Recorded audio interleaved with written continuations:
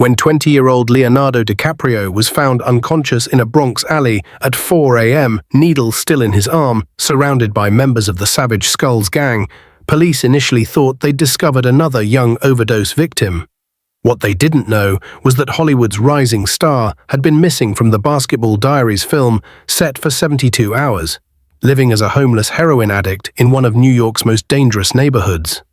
Mark Wahlberg's desperate search to find his co-star before he died on the streets became a race against time that nearly cost both actors their lives. Before we dive into this harrowing story of method acting gone deadly, don't forget to comment where you're listening to this from. Now, let's get into the story. September 8, 1994, Washington Heights, Manhattan. Leonardo DiCaprio stood in the same subway tunnel where Jim Carroll had once shot heroin as a teenager. But Leo wasn't just researching his role as the real-life author who had chronicled his descent into drug addiction.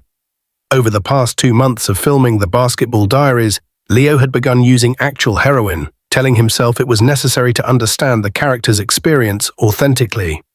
What started as research had become genuine addiction, and nobody on the production knew that their young star was slowly disappearing into the same hell that had consumed Jim Carroll decades earlier. The transformation began when Leo met Tommy T-Bone Rodriguez, a former addict who served as the film's street consultant. Rodriguez, who had known Jim Carroll personally and had lived through the same Lower East Side heroin epidemic that Carroll wrote about, was hired to teach the actors about authentic drug culture and addiction behaviors. But Leo pushed for more than just instruction. He wanted to experience what Carroll had experienced, to understand addiction from the inside rather than just performing it from the outside. Leo kept asking me about the physical sensations, the psychological changes, the way addiction rewrites your brain, Rodriguez later testified in court documents. I tried to explain it to him, but he said acting required understanding the actual experience, not just the theory. When he started asking me where he could research the drug culture more authentically, I should have shut it down immediately. Instead, I made the biggest mistake of my life. I introduced him to people who were still using. Mark Wahlberg, who was playing Mickey, Jim Carroll's best friend and fellow addict, noticed changes in Leo's behavior almost immediately. Leo started looking too authentic, Wahlberg later recalled. The weight loss, the way he moved, the look in his eyes. It wasn't acting anymore. When I asked him about it, he said he was just really committed to the role. But I'd grown up around addiction in Boston. I knew what real drug use looked like, and Leo was showing all the signs. The first sign of serious trouble came during filming of the scene where Jim Carroll shoots heroin for the first time. Leo's performance was so realistic that director Scott Calvert called cut in alarm, genuinely concerned that his actor was experiencing a real overdose rather than performing one. The medical consultant on set, Dr. Patricia Williams, later reported that Leo's physical responses, dilated pupils, slowed breathing, sudden euphoria followed by nausea, were consistent with actual drug use, not acting techniques. But the most disturbing development was Leo's new relationship with the Savage Skulls, a notorious Bronx gang that controlled heroin distribution in several neighborhoods where the film was shooting. Through Rodriguez's connections, Leo had gained access to gang members who provided what he called authentic street education about drug culture. What Leo didn't understand was that the gang had begun viewing him not as an actor doing research, but as a wealthy customer who could be exploited for both money and drugs. Gang leader Carlos "Demon" Vasquez later told police that Leo had been paying premium prices for heroin, sometimes $500 for drugs worth $50 on the street. This rich Hollywood kid wanted to experience the real thing, Vasquez said during his arrest. We were happy to take his money and give him all the authentic experience he could handle. He kept talking about needing to understand the character, but after a while there wasn't any character left, just another junkie who couldn't stop. The disappearance of Leonardo DiCaprio from the Basketball Diaries, set on September 15, 1994, triggered a crisis that nearly shut down the entire production. Leo had simply failed to show up for his 6 a.m. call time, and when assistant director Rebecca Martinez went to his hotel room, she found it empty except for a note written in shaky handwriting. Gone to find Jim Carroll's truth. Don't look for me until I find what the character needs. The note was signed Jimmy, not Leo, suggesting that he had begun identifying completely with his character rather than maintaining his own identity. Mark Wahlberg immediately recognized the danger. Having grown up in Boston's tough neighborhoods and having his own history with drugs and violence, he understood that Leo had crossed from research into genuine addiction and was now lost in one of New York's most dangerous areas while psychologically vulnerable. Leo had no street sense, Wahlberg told the private investigators hired by the studio. He was a kid from Los Angeles playing in a world that kills people every day. And he was doing it while high on heroin, which made him even more vulnerable to predators. The search for Leo became a desperate race against time involving private investigators, NYPD detectives, and Wahlberg's own personal connections to Boston's criminal underworld. Wahlberg had called his brother Donnie and several childhood friends who had connections to New York drug dealers, creating an informal network of street-level informants who were looking for a missing Hollywood actor who was pretending to be a homeless junkie. Meanwhile, Leo was living in abandoned buildings in Washington Heights and the Bronx. Fully immersed in the homeless addict lifestyle he believed necessary to understand Jim Carroll's experience. Security footage from various subway stations obtained during the police investigation showed Leo's deterioration over the missing days. From a well-dressed young actor to a genuinely homeless-looking person begging for money and exhibiting the desperate behaviors of someone in active addiction. The turning point came when Detective Miguel Santos, assigned to the missing person case, received a tip from a social worker who had encountered what appeared to be a homeless teenager, claiming to be Jim Carroll researching a book about Leonardo DiCaprio. The confused report suggested that Leo's identity had become so fractured that he believed he was Jim Carroll, the real author, rather than an actor playing Carroll in a film.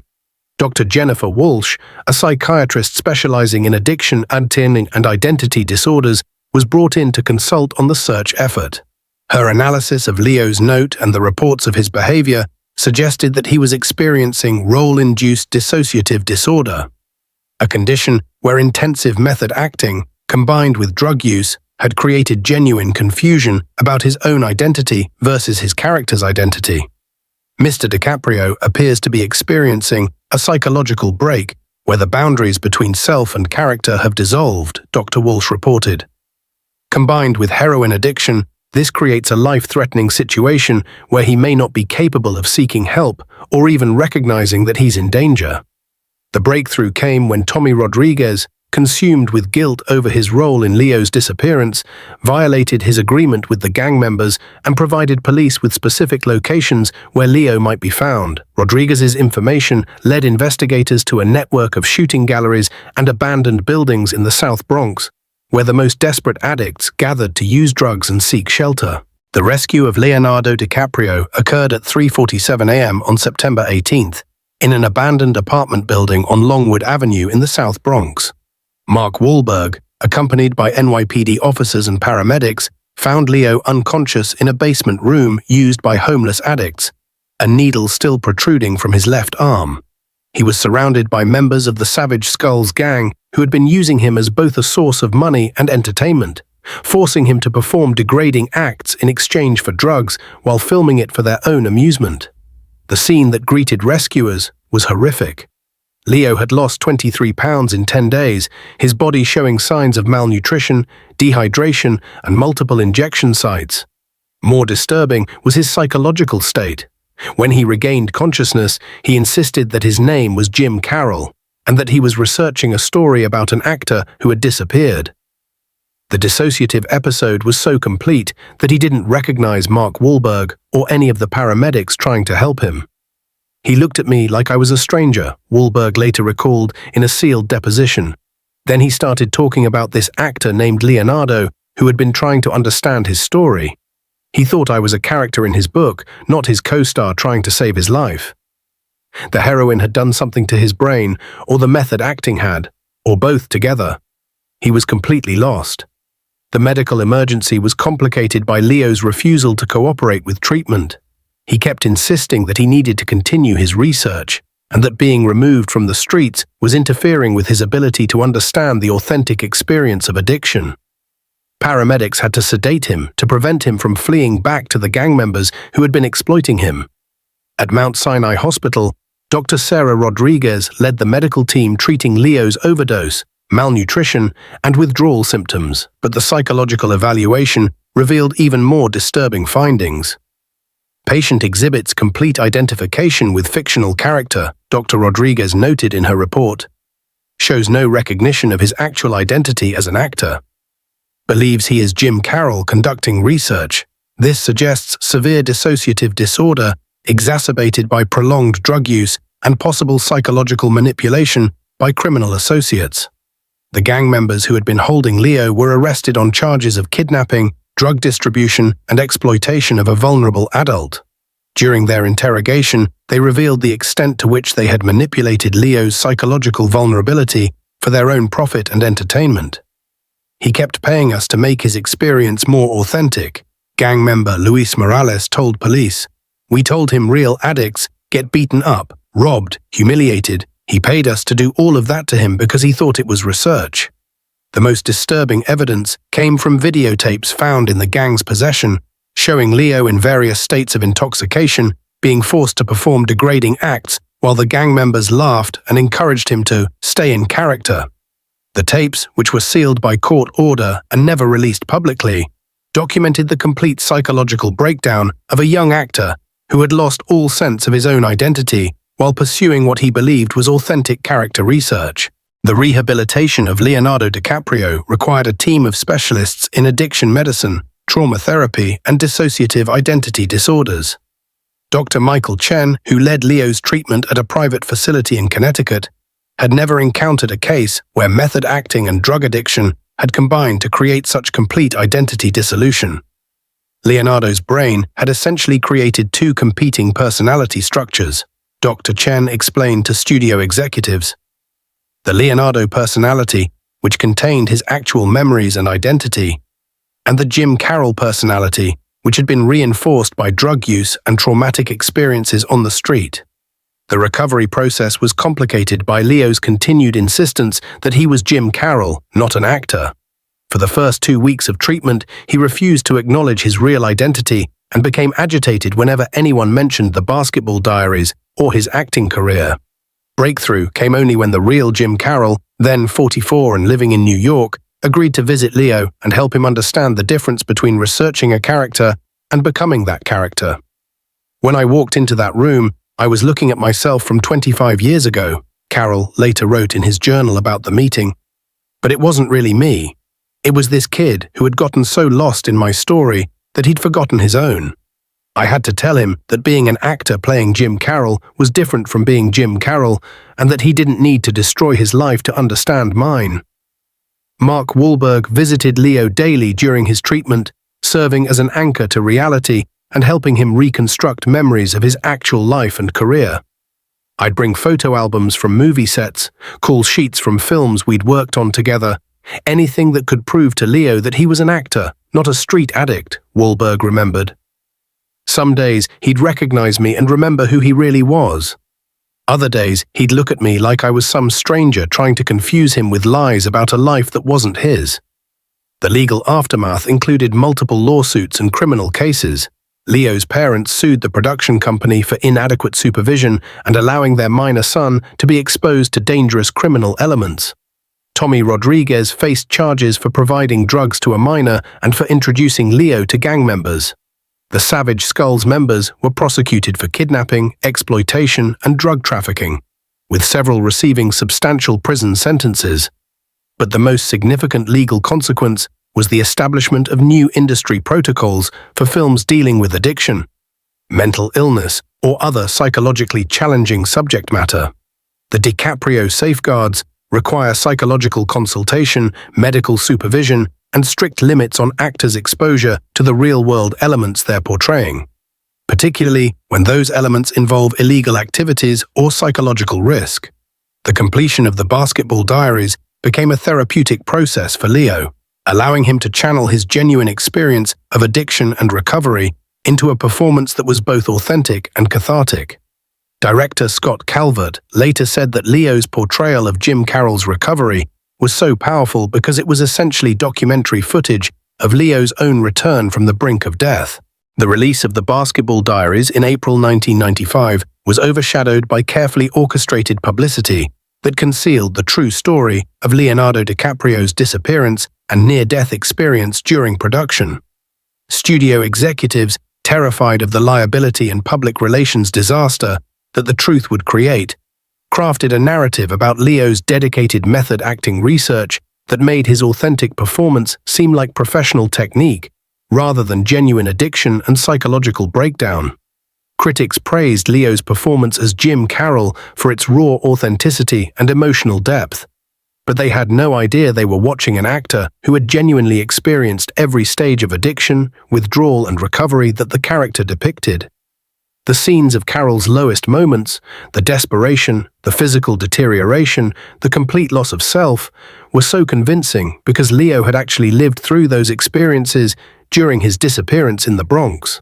The film's success established Leo as a serious dramatic actor, capable of transformative performances, but those who knew the truth understood that the transformation had nearly been permanent. Mark Wahlberg, who had risked his own safety to rescue his co-star, never spoke publicly about the incident, but remained protective of Leo throughout both their subsequent careers. Jim Carroll himself was deeply affected by Leo's experience and became an advocate for responsible portrayal of addiction in entertainment. "This kid almost died trying to understand my story," Carroll said in a rare interview. "That's not necessary. Art should illuminate truth, not require someone to live through hell to create it. Leonardo gave everything to understand my experience, but he didn't need to destroy himself in the process." The psychological impact on Leo was lasting, but ultimately led to positive changes in his approach to acting and his personal life. Dr. Chen's final report noted that Leo had developed what he termed authentic empathy, an ability to understand and portray human suffering without needing to experience it directly. His subsequent performances showed remarkable emotional depth while maintaining clear boundaries between character and self. Leonardo DiCaprio never again took a role that required extensive exposure to criminal elements or addictive substances. His choice to focus on environmental activism and historical dramas was partly motivated by his determination to avoid the psychological risks that had nearly cost him his life during the Basketball Diaries. The young actor who had once believed that authentic performance required authentic experience learned that some truths are too dangerous to live, even temporarily. The Savage Skulls gang members who had exploited Leo's vulnerability faced justice, but their case highlighted the ongoing problem of criminal organizations targeting vulnerable individuals, including celebrities who might be researching roles or seeking authentic experiences. The NYPD created new protocols for protecting public figures who might be conducting research in dangerous neighborhoods, partly in response to Leo's case. Today, the Basketball Diaries is studied in both film schools and addiction treatment programs as an example of authentic portrayal of substance abuse and recovery. But those who know the full story understand that the film's power comes from real pain, real addiction, and real recovery, not just exceptional acting. The young man who disappeared into the hell of heroin addiction in the Bronx returned as an artist who understood the difference between portraying suffering and experiencing it. Mark Wahlberg's heroic efforts to save his co-star created a bond between the two actors that lasted throughout their careers. Though they rarely worked together again, industry insiders noted that Wahlberg continued to serve as an informal mentor and protector for Leo, helping him navigate the temptations and risks that come with fame, while remembering the night when he pulled his friend back from the edge of death in a South Bronx shooting gallery. The Basketball Diaries stands as both a powerful film about addiction and recovery, and a cautionary tale about the dangers of method acting taken to dangerous extremes. Leo's authentic performance came at a price that nearly killed him, and his survival was due more to Mark Wahlberg's street-smart heroism than to his own research techniques. The film remains a testament to both the power of authentic artistic expression and the importance of knowing when authenticity costs too much. This is the shocking true story of how Leonardo DiCaprio's method acting for the Basketball Diaries led to real heroin addiction, gang exploitation, and a near-death experience that was covered up for 30 years. Thank you for listening to this harrowing journey of artistic dedication that crossed into life-threatening territory. Don't forget to rate our story out of 10 in the comments and tell us which other Leonardo DiCaprio dangerous method acting story you'd like us to investigate next. Until next time, remember that some performances demand sacrifices that no art is worth. And sometimes the most authentic portrayals come from places we should never go.